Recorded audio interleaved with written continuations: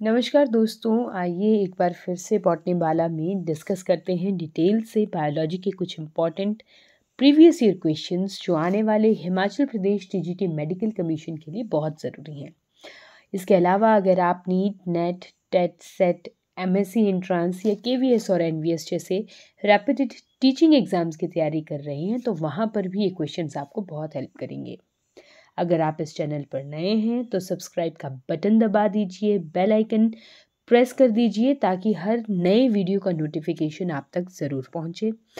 और अगर आप काफ़ी लंबे वक्त से मुझे फॉलो कर रहे हैं तो ज़रूर मेरी वीडियोस को लाइक करें, कमेंट करके ज़रूर ये बताएं कि ये वीडियोस कैसी हैं, इनका लेवल आपको कैसा लग रहा है, हाई है, लो है, कुछ चेंजेस अगर मुझे करने की ज़रूरत है तो वो भी मुझे ज़रूर बताइए। आपके सजेशंस हार्टली वेलकम हैं और ज़रूर इन वीडियोस को उन लोगों तक पहुंचाना बिल्कुल मत भूलिए जिनके लिए ये बहुत ज़्यादा फ़ायदेमंद हो सकते हैं। चलिए शुरू करते हैं आज का सेशन। आज का सेशन है चैप्टर फोटोसिंथेसिस से और ये इस प्लेलिस्ट में 45th नंबर की वीडियो है। तो पहला क्वेश्चन देखते हैं जो कि एनसीईआरटी से ही है बिल्कुल, और ये है 85 to 90% of all the photosynthesis of the world is carried out by. तो वर्ल्ड की जो 85 से 90% की फोटोसिंथेसिस है वो कौन कैरी करता है? तो largest trees with million of leaves, जितने भी बहुत बड़े बड़े प्लांट्स हैं क्या वो करते हैं, या जो ओशन में एल्गी है, इसके साथ साथ अगर मैं यहाँ पर फ्रेश वाटर को भी ऐड कर दूँ तो वो भी बुरा नहीं होगा, या chlorophyll containing ferns of the forest, जो फर्न्स होते हैं, टेरिडोफाइट्स होते हैं, वो करते हैं, या साइंटिस्ट जो है वो लेबोरेटरी में फोटोसिंथेसिस करते हैं। तो एनसीईआरटी में ये लाइन लिखी गई है कि about 90% of the photosynthesis that is carried out by algae of the ocean, जिनको फोटोप्लैंक्टन्स या फाइटोप्लैंक्टन्स कहते हैं। और सिर्फ ओशन के ही नहीं, फ्रेश वाटर के जो फाइटोप्लैंक्टन्स हैं, फोटोप्लैंक्टन्स हैं, वो ज़रूर ये 90% जो फोटोसिंथेसिस है वर्ल्ड की उसको करते हैं। ऑक्सीजन जो 90% है वो इन्हीं फाइटोप्लैंक्टन्स या फोटोप्लैंक्टन्स के द्वारा प्रोड्यूस की जाती है। तो यहाँ पे समझ लेते हैं कि फोटोसिंथेसिस बेसिकली होता क्या है। फोटो मतलब लाइट और सिंथेसिस का मतलब कुछ सिंथेसाइज करना, लाइट में कुछ चीज़ को सिंथेसाइज करना। आप सभी इसकी जो जनरल डेफिनेशन है उसको तो जानते ही होंगे कि जो कार्बोहाइड्रेट्स हैं जिसको हम C6H12O6 यानी ग्लूकोज से हम रिप्रेजेंट करते हैं, उसकी फॉर्मेशन होती है by the reaction of carbon dioxide and water in the presence of illuminated, यानी सनलाइट की प्रेजेंस में इल्यूमिनेटेड ग्रीन फोटोसिंथेटिक प्लांट। ठीक है, अब ऐसा नहीं होगा कि क्लोरोफिल वाले जो प्लांट्स हैं वो प्रेजेंट हों लेकिन वहाँ पे सनलाइट ही प्रेजेंट ना हो।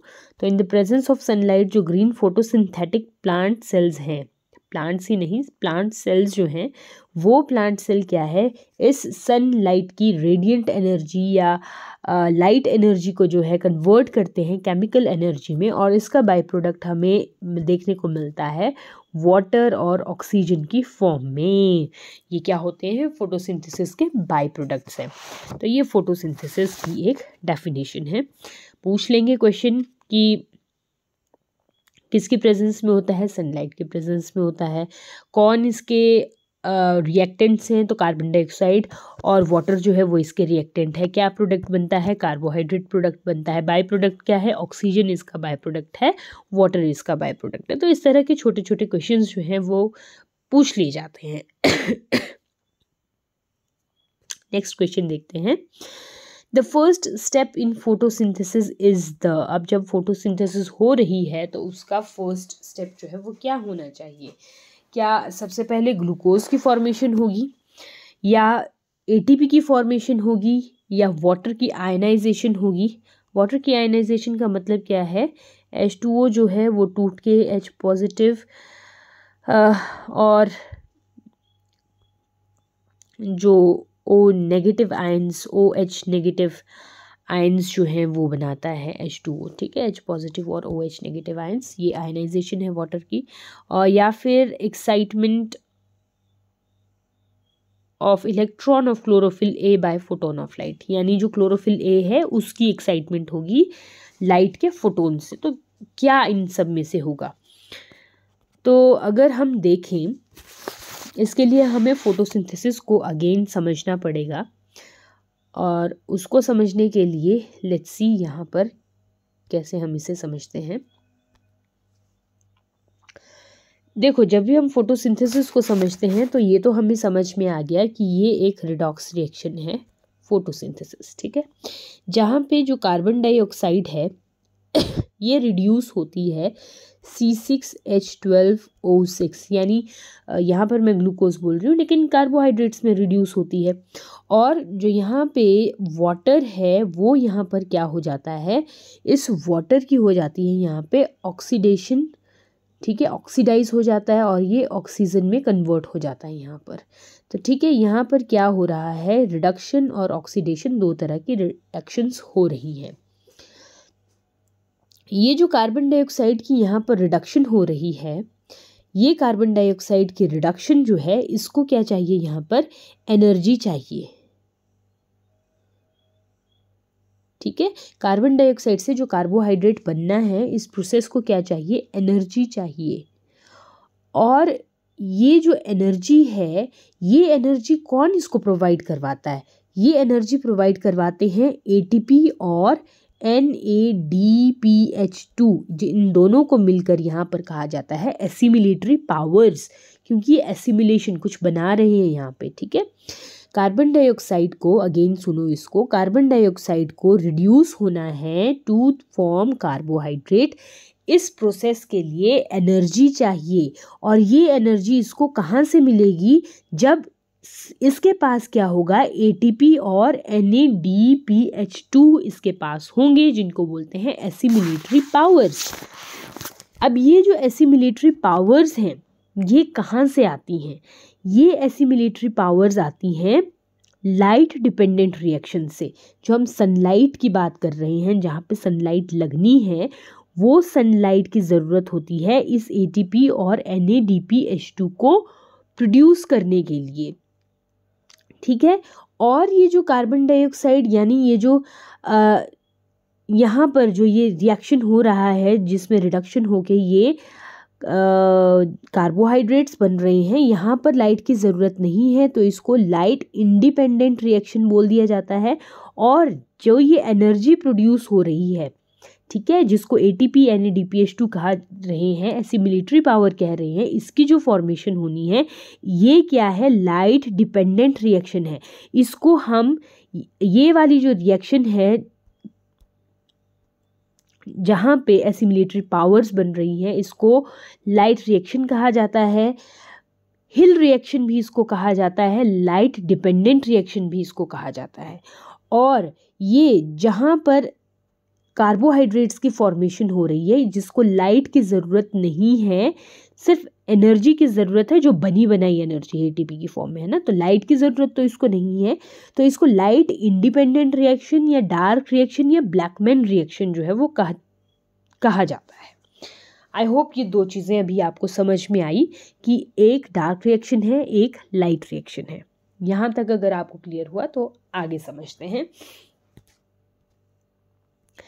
अभी यहाँ पर अगर हम क्लोरोप्लास्ट का स्ट्रक्चर देखें, तो क्लोरोप्लास्ट में हमारे पास क्या है, एक डबल मेम्ब्रेन स्ट्रक्चर है, जिसके अंदर हमें कुछ ग्रेना देखने को मिलते हैं, इस तरह से स्टेक्ड ग्रेना देखने को मिलते हैं, जो इंटरकनेक्टेड भी होते हैं, और इसको हम कह देते हैं ग्रेना, ठीक है। ग्रेना का मतलब स्टेक्ड कोई चीज़ है, सिक्के जैसे एक के ऊपर एक रखे हों, ठीक है, वो ग्रेना है। और जो दूसरी जगह रह गई, खाली जगह यहाँ पर जो रह गई, इसको हम बोल देते हैं स्ट्रोमा। ग्रेना और स्ट्रोमा, ये जो ग्रेना है, ईच ग्रेनम, ठीक है, इस ग्रेना में होती है light reaction, LIGHT light reaction कहाँ पे, ग्रेना में होती है, और इस स्ट्रोमा में होती है डार्क रिएक्शन। ठीक है, जो लाइट रिएक्शन है यानी जो ATP और NADPH2 की फॉर्मेशन है, एसिमिलेटरी पावर की फॉर्मेशन है, वो कहाँ पर होती है, ग्रेना में होती है, क्वेश्चन पूछा जाता है।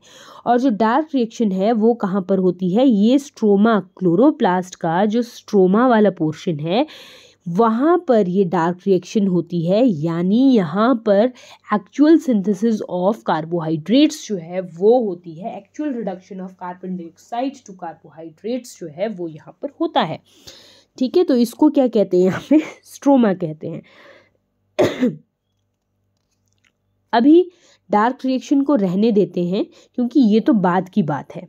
ठीक है, पहले यहाँ पर ATP और NADPH2 की फॉर्मेशन होनी पड़ेगी, एनर्जी चाहिए, पावर चाहिए, तभी जो है आगे कार्बन डाइऑक्साइड कार्बोहाइड्रेट में कन्वर्ट होगा। तो इस पार्ट को हम अभी दरकिनार कर देते हैं, हम इस वाले पार्ट को अभी देखते हैं कि लाइट रिएक्शन में एक्चुअल में हो क्या रहा है इन शॉर्ट। तो ये जो ग्रेना है, जिनको हम ग्रेना कह रहे हैं, मैं इसको इस तरह से बनाती हूँ। एक ग्रेना में फोटोसिस्टम प्रेजेंट होते हैं, हम बोलेंगे उसको फोटोसिस्टम 1 और फोटोसिस्टम 2। होते क्या है उसको बाद में समझते हैं, लेकिन इन ग्रेना पे प्रेजेंट होते हैं फोटोसिस्टम्स।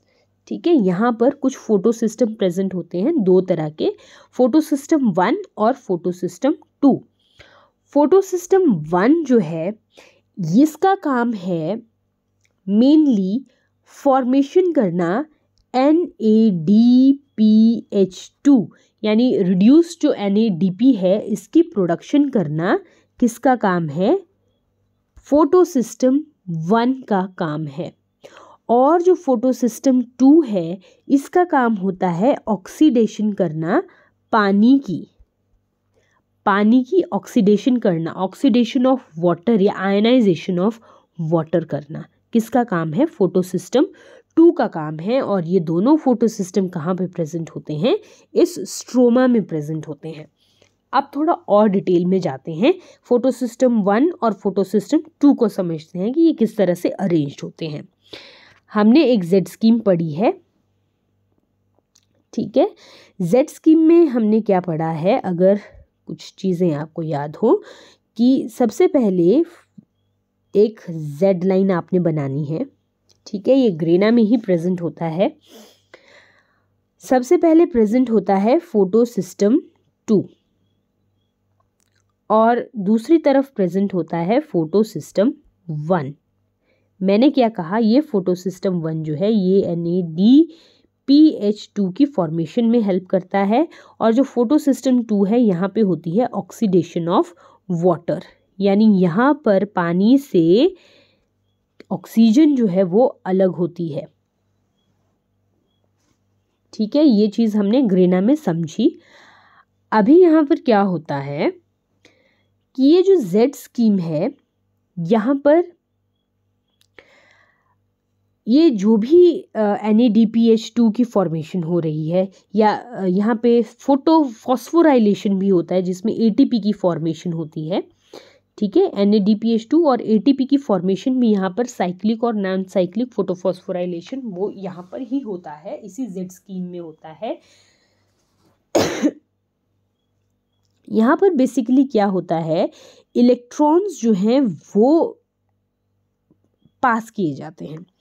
ठीक है, जैसे फोटोसिस्टम 2 है, ये इलेक्ट्रॉन पास करेगा, या यहाँ पे जो प्लास्टोक्विनोन एक कंपाउंड होता है वो इलेक्ट्रॉन खींचता है फोटोसिस्टम 2 से और उसको आगे पास करता जाता है, इलेक्ट्रॉन खींचता है और पास करता जाता है। ये इलेक्ट्रॉन की कमी जो है वो पूरी करता है ये ऑक्सीडेशन ऑफ वाटर।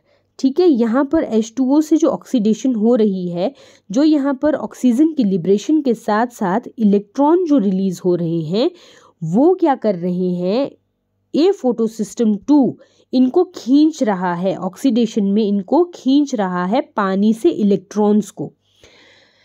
तो यहाँ पर अभी हम देख रहे हैं कि जो ये इलेक्ट्रॉन्स यहाँ पर ट्रांसपोर्ट हो रहे हैं through this ETS, Z form में जो ETS इलेक्ट्रॉन ट्रांसपोर्ट सिस्टम है, यहाँ पर जो इलेक्ट्रॉन ट्रांसपोर्ट हो रहे हैं उसको कौन खींच रहा है? फोटो सिस्टम 2 खींच रहा है, पानी से खींच रहा है।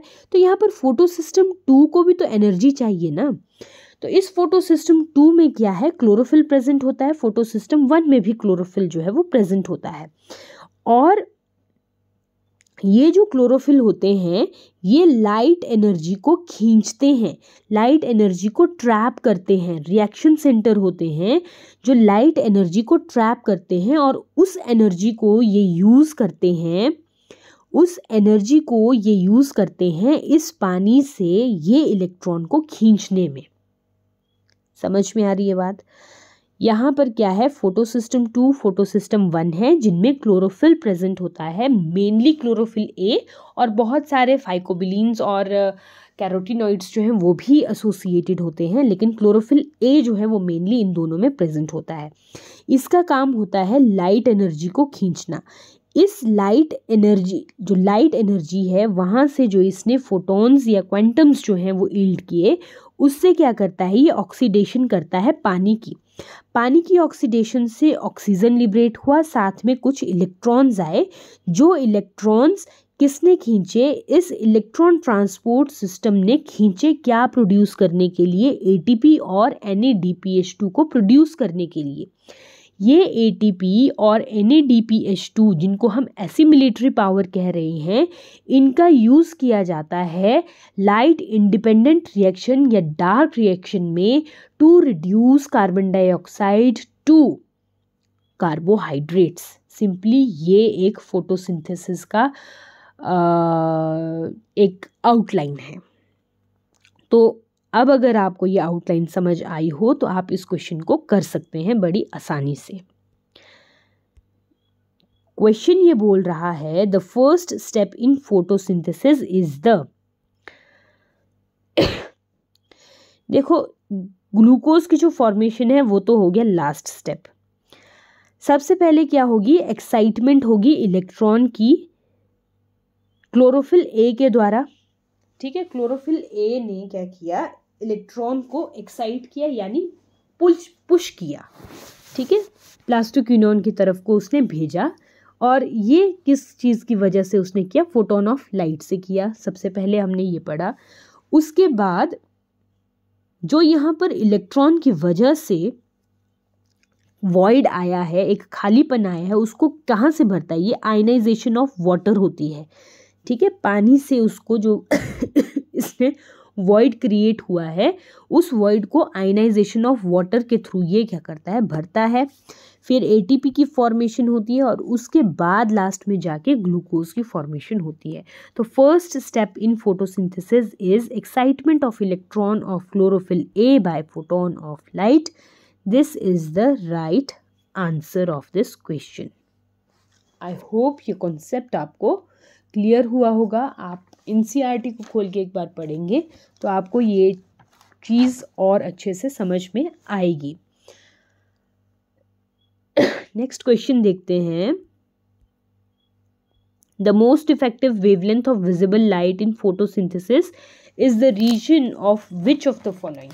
यानी कौन सी लाइट जो है, जो लाइट स्पेक्ट्रम है जिसको हम वेबक्योर कहते हैं, उसके कौन से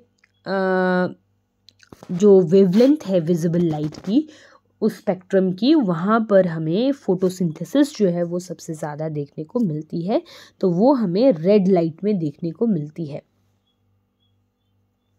ठीक है, PIBGYOR अगर हम देखें तो इस तरह से ये लाइट का स्पेक्ट्रम है। और रेड के बाद एक फार रेड लाइट आती है। ठीक है, फार रेड रीजन जिसको हम बोलते हैं। तो अगर हम एक्शन स्पेक्ट्रम को देखें तो थोड़ा सा 440 to 520 नैनोमीटर्स में हमें थोड़ा सा एक्शन जो है वो या क्वांटम यील्ड जो है वो बढ़ती हुई मिलती है। क्वांटम यील्ड का मतलब क्या होता है? क्वांटम यील्ड का मतलब है रेट ऑफ फोटोसिंथेसिस सिंपली। और अगर और टेक्निकल टर्म में जाना हो तो एक क्वांटम लाइट जो एब्जॉर्ब की है फोटोसिंथेसिस में, एक क्वांटम लाइट जो है कितनी ऑक्सीजन को इवॉल्व करती है, दैट इज क्वांटम यील्ड। तो इतना नहीं सोचना है, quantum yield is equal to rate of photosynthesis. तो हम ये देखते हैं कि 440 टू 520 नैनोमीटर तक थोड़ा सा इंक्रीज होता है क्वांटम यील्ड में, यानी एक्शन स्पेक्ट्रम में थोड़ा सा राइज हमें देखने को मिलता है। उसके बाद ड्रॉप आता है और फिर से जो है हमें इंक्रीज देखने को मिलता है एट रेड लाइट रीजन।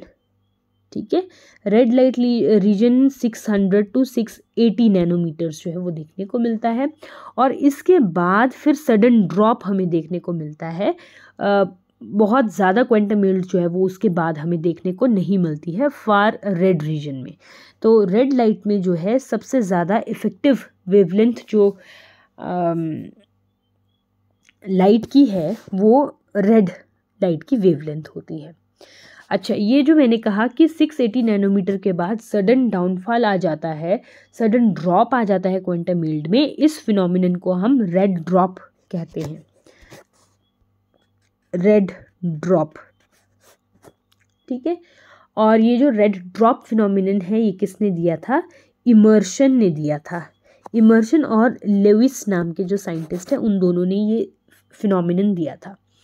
इसके बाद इमर्शन ने एक इमर्शन एनहांसमेंट इफेक्ट भी दिया जिसमें इसने कहा कि अगर हम रेड जो फार रेड लाइट है, फार रेड लाइट की वेवलेंथ को अगर यूज़ कर रहे हैं, उसके बीच बीच में अगर हम रेड लाइट भी डालते रहें तो जो क्वांटम यील्ड है वो उसको हम बढ़ा सकते हैं। ठीक है, और ये जो हमने फोटो सिस्टम 1 और फोटो सिस्टम 2 की बात की, ये जो टर्म है ये यहीं से आती है, इमर्शन एनहांसमेंट इफेक्ट से ही जो टू पिगमेंट सिस्टम का आइडिया है वो जनरेट होता है, जिसमें ये कहा जाता है कि जो फोटो सिस्टम 1 है वहाँ पर क्लोरोफिल A700 मेनली प्रेजेंट होता है, रिएक्शन सेंटर होता है। और उसके अलावा जो 660, 670, 680 और कुछ एक कैरोटीनाइड्स जो हैं वो फोटो सिस्टम 1 में प्रेजेंट होते हैं। और जो फोटो सिस्टम 2 है वहाँ पर क्लोरोफिल A680 टू 690 जो है ये रिएक्शन सेंटर होता है। ये क्वेश्चन बेसिकली पूछा जाता है। ठीक है, तो फोटो सिस्टम 1 में क्लोरोफिल ए का 700 जो पार्ट है वो रिएक्शन सेंटर है, और फोटो सिस्टम 2 में क्लोरोफिल ए का 680 टू 690 जो टाइप है वो एक रिएक्शन सेंटर होता है।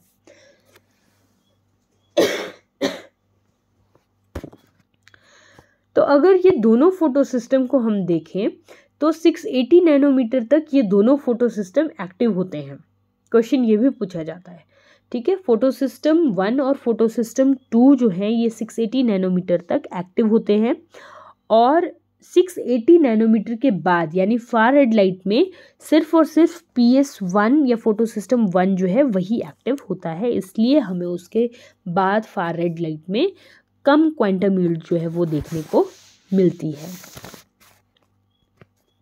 नेक्स्ट क्वेश्चन हम देखते हैं, photo system 2 takes place in. अब जो फोटो सिस्टम है, अगर आपने अभी तक ध्यान से मुझे सुना हो तो मैंने यहाँ पर फोटो सिस्टम के बारे में बात की कि फोटो सिस्टम कहाँ पर प्रेजेंट होते हैं। तो फोटो सिस्टम जो है, चाहे वो फोटो सिस्टम 1 है चाहे वो फोटो सिस्टम 2 है, वो क्लोरोप्लास्ट के अंदर ग्रेना में प्रेजेंट होते हैं। और स्ट्रोमा में क्या होता है? डार्क रिएक्शन होती है, ग्रेना में लाइट रिएक्शन होती है। एंटायर क्लोरोप्लास्ट और एंटायर क्लोरोप्लास्ट मेम्ब्रेन का फोटो सिस्टम से कोई लेन देन फिलहाल नहीं है। तो ये थे आज के क्वेश्चंस, जो मुझे लगता है अदरवाइज़ तो काफ़ी हाई लेवल के हैं। इतना हाई लेवल अदरवाइज़ तो TGT में एक्सपेक्ट नहीं करती हूँ मैं, लेकिन क्योंकि ये क्वेश्चन डिटेल तक पहुंचने के लिए बहुत अच्छे हैं तो इसलिए मैंने इन क्वेश्चंस को यहाँ पर चूज़ किया है। आई होप आपको ये क्वेश्चंस अच्छे लगे और आपको जो डिटेल है वो भी समझ में अच्छे से आई होगी। मिलते हैं आपसे नेक्स्ट वीडियो में, तब तक के लिए नमस्कार।